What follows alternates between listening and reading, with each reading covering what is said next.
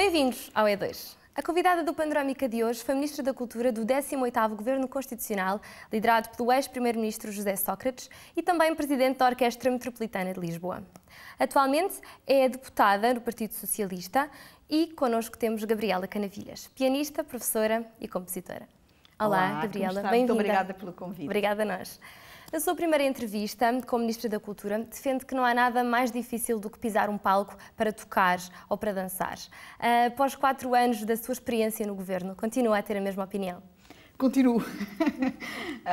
A atividade governativa é também muito dura e muito difícil, por muitas razões, quer pela responsabilidade que implica, imagino o que é ter que tomar decisões que afetam milhares e milhares de pessoas, quer pela exposição pública, pelo contacto constante e a batalha constante com a oposição, que de resto faz o seu papel, enfim, pelo lado mediático, enfim, há uma série de condicionantes que fazem com que a ação governativa seja muitíssimo difícil.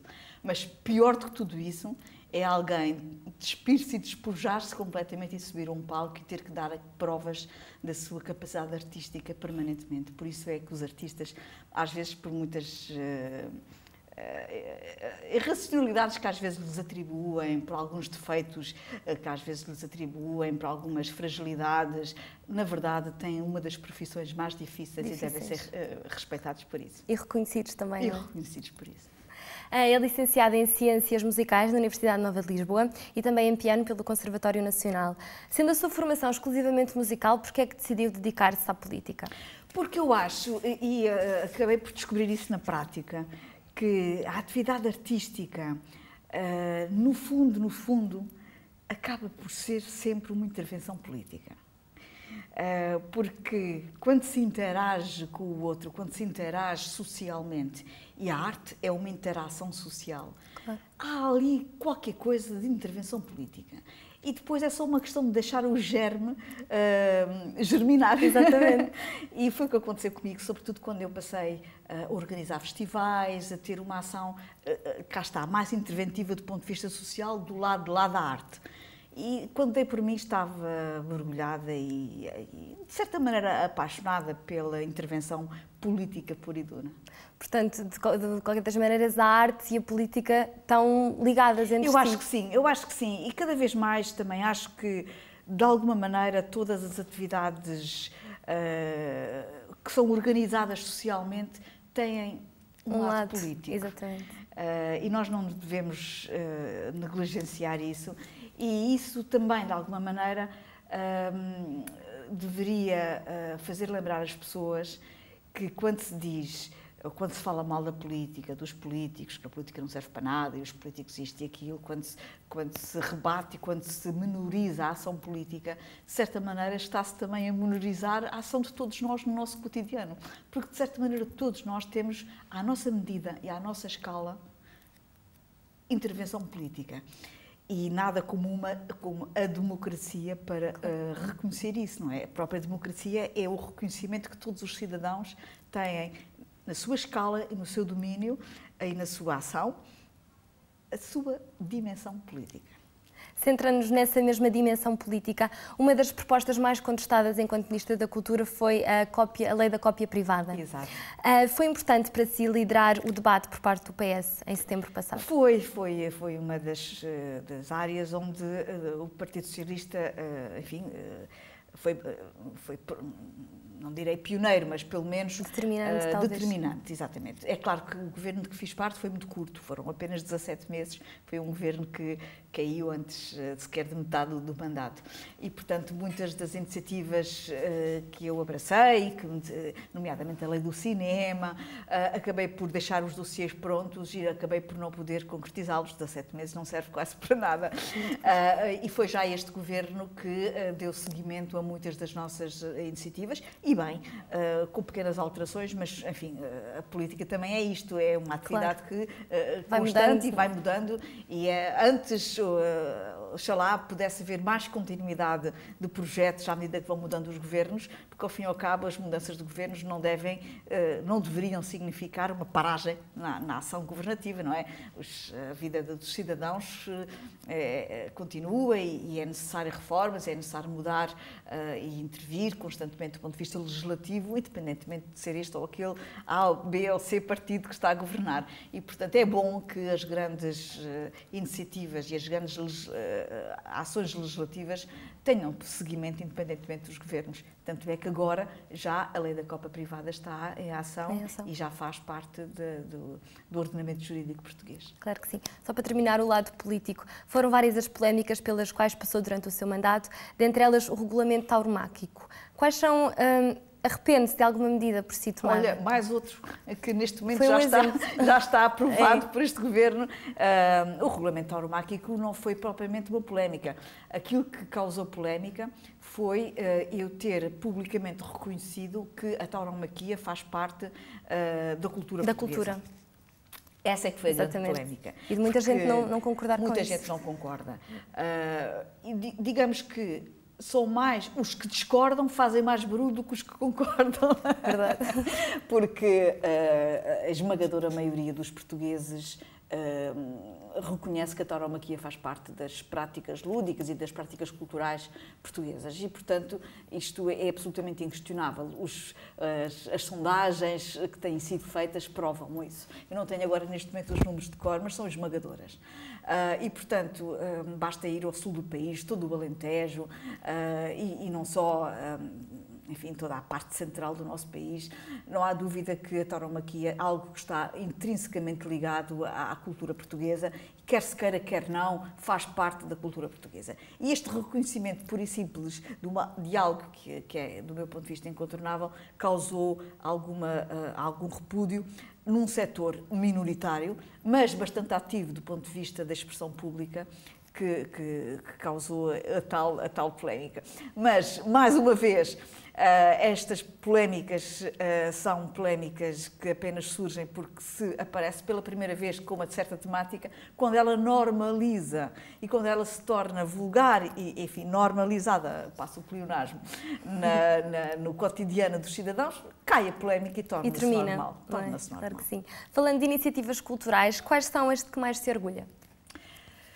Enquanto estive no governo ou enquanto estive no governo? Sim, falando do seu percurso no governo. Bastantes, repare, há uma série de iniciativas culturais que têm sido determinantes para o encaminhamento daquilo que são as políticas culturais do nosso país.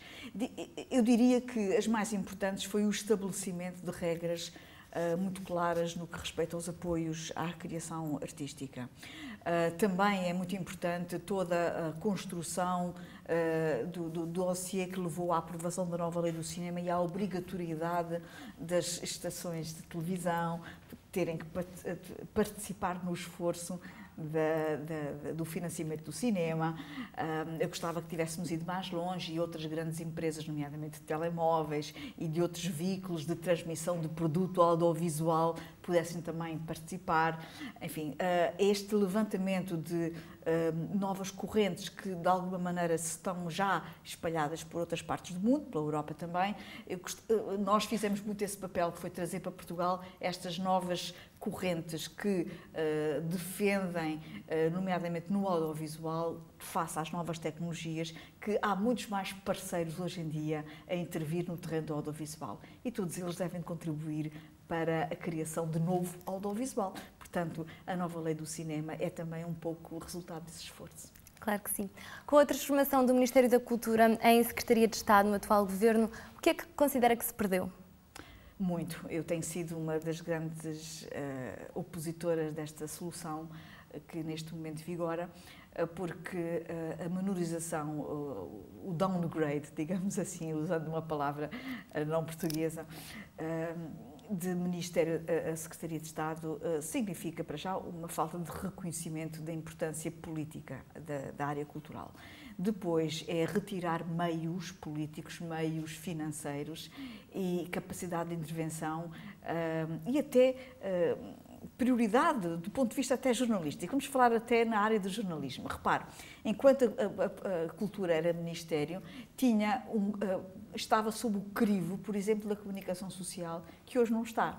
Hoje nós folheamos os jornais, são poucas as notícias sobre cultura. O secretário de Estado vai à Assembleia, emite decretos, lei, despachos.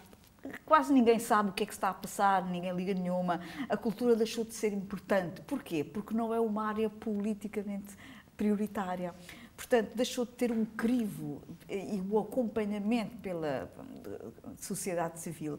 Portanto, tudo isto são sinais, e são sinais que são passados também à população, aos portugueses, de que aquela área não é assim tão importante. Portanto, do ponto de vista político, do ponto de vista financeiro e também do ponto de vista simbólico. É uma perda para a cultura. A cultura e a educação são dois domínios que estão interligados um com o outro. Apontam que a solução para a cultura seria uma melhor educação. Eu pergunto-lhe, em termos práticos, o que é que considera que falta na educação para que esta leve a uma maior cultura dos nossos jovens? Pois, é muito interessante essa pergunta, porque costuma-se dizer, e é tradição, que a cultura esteja ligada à educação.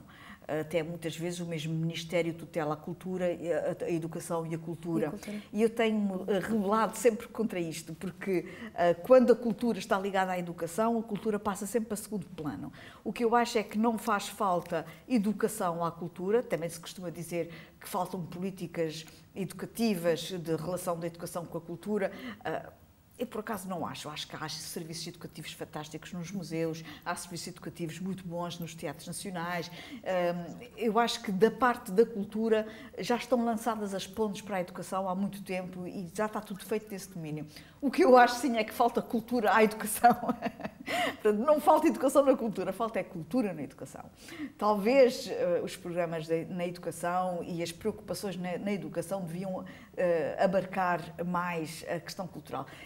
A propósito disto, lembro-me de um estudo aqui há tempos, não sei se em Inglaterra, se da OCDE, mas por alguma razão o Reino Unido está aqui na minha memória, que apontava que era importantíssimo, do ponto de vista da consolidação de uma consciência cultural e de uma educação cultural, que todas as crianças e os jovens, no seu percurso escolar, tivessem pelo menos 5 horas por semana de contacto cultural. Ou seja, se os currículos escolares integrassem 5 horas por semana de contacto cultural, 5 horas podia ser obrigatoriamente uma hora de visionamento de um filme, não é? Claro. Aquelas coisas que não são bem de filme e que os miúdos veem na televisão.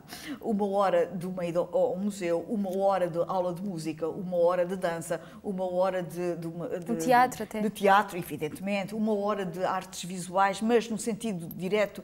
Quer dizer, se tivéssemos 5 horas oferecidas a cada criança, a cada jovem, por semana, de contacto direto com a ação cultural, eu acho que faria toda a diferença.